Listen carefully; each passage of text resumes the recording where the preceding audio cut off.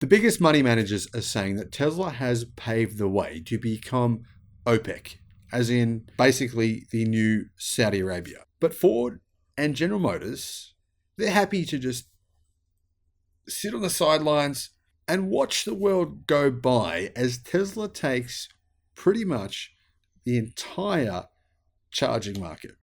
Mary Barra just said she did this. She signed on the dotted line. She signed away General Motors' soul to Tesla because it would save the company $400 million.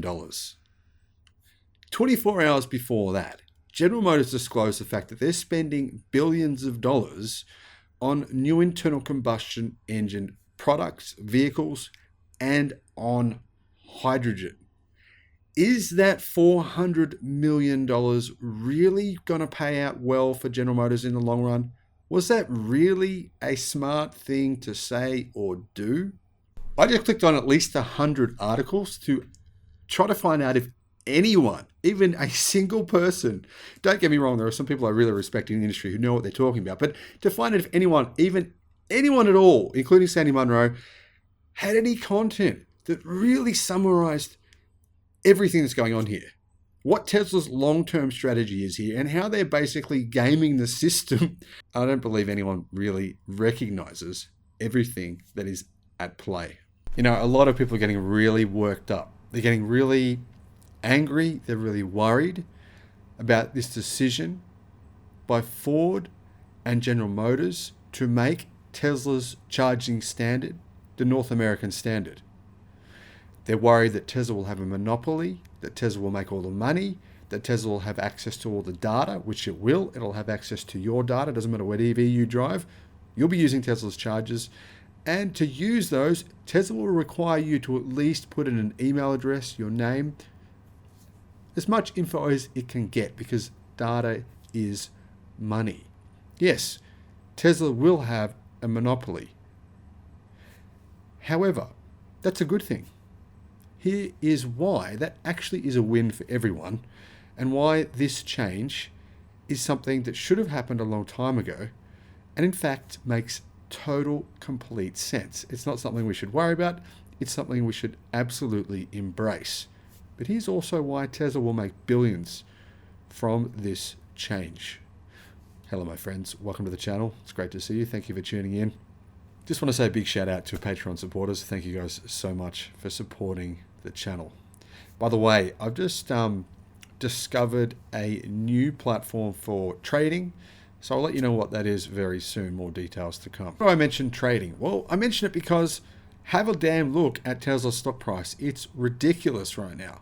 It was a bit more ridiculous about 18 months ago, but it's blown up. So I'm hoping all of you guys who contacted me and said, I'm selling my shares, or I'm worried because I've lost all this money selling shares, I said, you haven't lost anything until you actually sell. And if you're going to invest in a company, whether that's Tesla, Google, or anyone, it's for the long run. Unless you think the fundamentals have changed, it's for the long run. Tesla's fundamentals never changed. That's my opinion. So I still think even though the price is high, it's not as high as it's going to go. And pretty much every analyst seems to agree with that.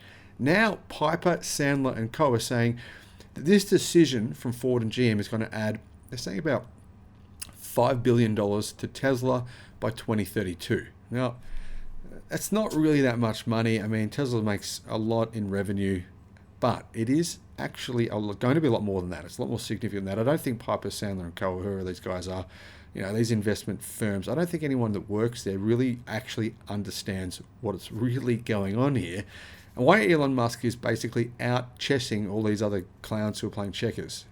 He is. This is not hyperbole. He really is. Put it this way, right? Imagine owning most of the gasoline stations. Most of them. Imagine owning most of the gasoline stations in North America, but instead of people going in there and just paying you with a credit card, they go there, pay you with a credit card, give you their data, and they buy fuel from you that you pay less for than anyone else. And when I say less, I mean a lot less. That's why this is a game changer.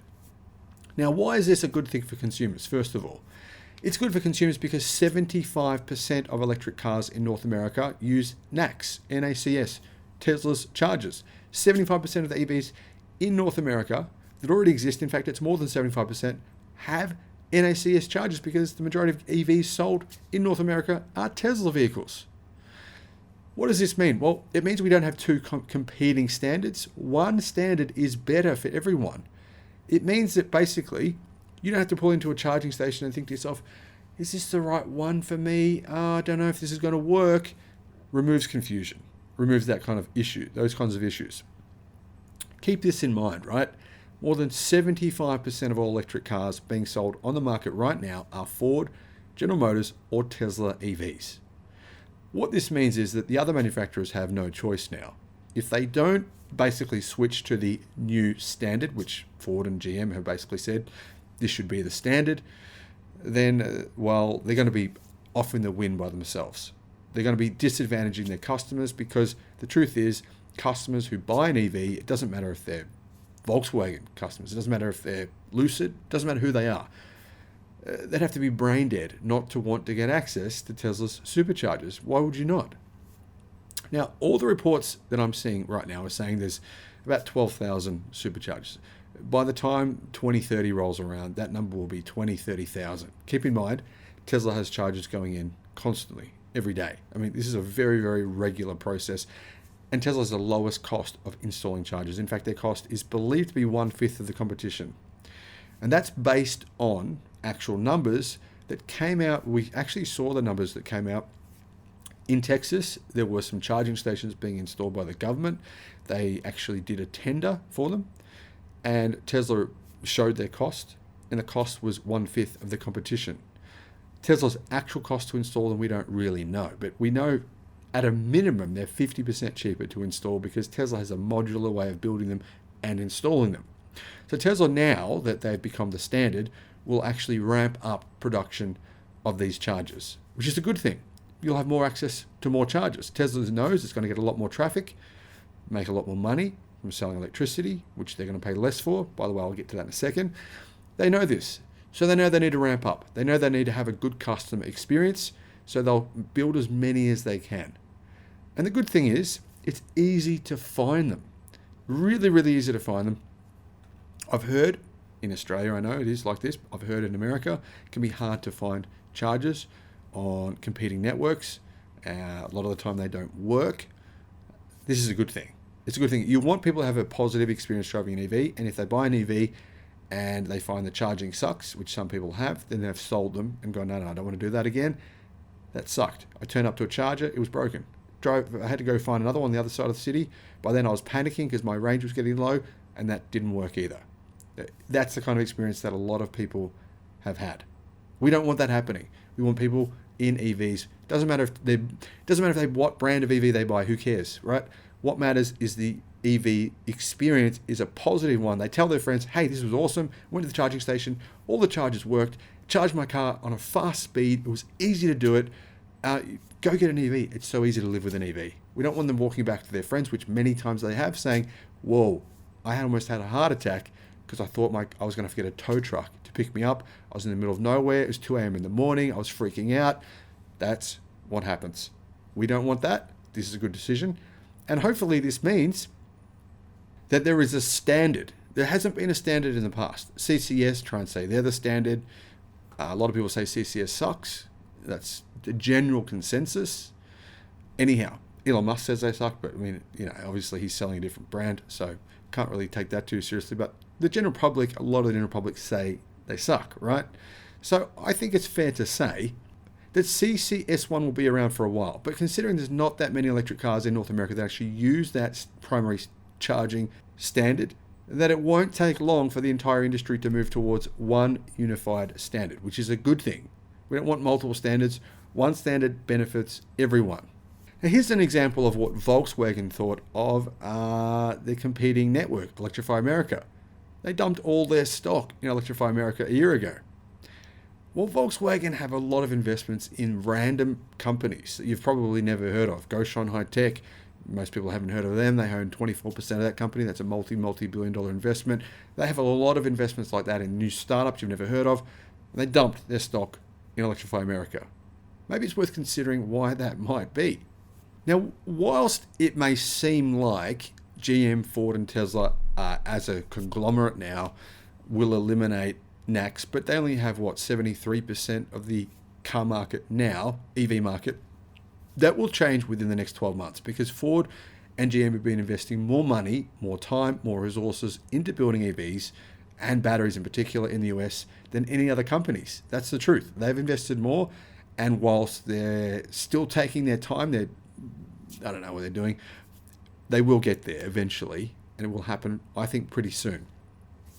That means they'll probably take more market share. And if they're offering this experience, it's a positive experience, going to a Tesla charger, that will be a positive sales point for customers. They're more likely to get the sale.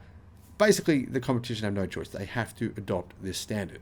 Now, getting to my point about Tesla making money, not only will they be able to sell you more, basically you drive into a Tesla supercharger, Tesla everywhere, right? Tesla marketing, Tesla video screens advertising all their products, Tesla video screens advertising accessories you can buy. Do you want to buy Tesla beer? Do you want to buy, I don't know, Tesla drinks? Do you want to buy Tesla snacks from a vending machine? Do you want to give Tesla your data so that they can sell you anything under the sun? But they are also going to sell you electricity. They're going to sell you electricity en masse. It's going to be like the new gasoline stations.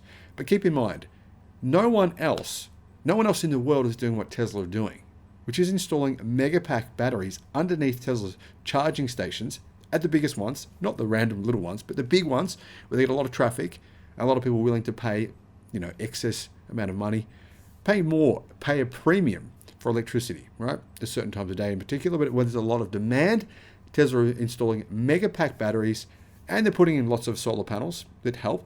Doesn't really take up enough energy, but it helps to put power into those batteries and sell it to you.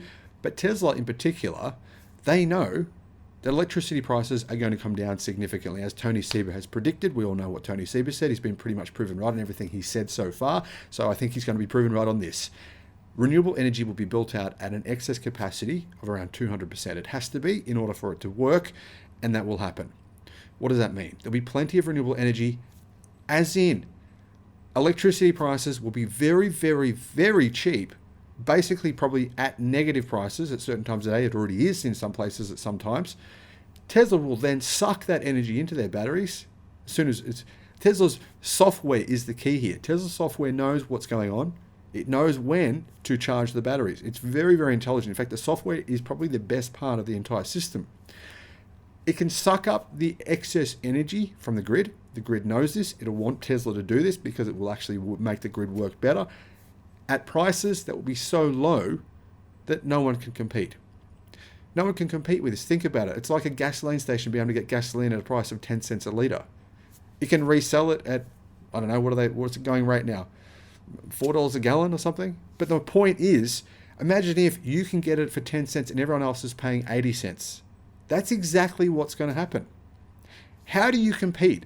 How do you compete with the biggest network in the world of chargers, the only one that actually works pretty much all the time, the positive experience? The charging speed is fast. They've got a new version 4 supercharger, which will have much faster speeds. They can get energy from the grid at a much lower price than anyone else. They can build out their chargers at a much lower price than anyone else. And they're the known brand. They're the early movers. They have the brand. They have the brand awareness. I don't see how you can compete with that. Tesla's stock price is not overvalued if you consider everything that I just said. But that's just the tip of the iceberg. There's a lot more. There's a lot more going on here. There's a lot of digital software Tesla are working on. There's a lot that people don't actually realize is happening. But let me know what you think in the comments. Thank you for watching. Bye-bye.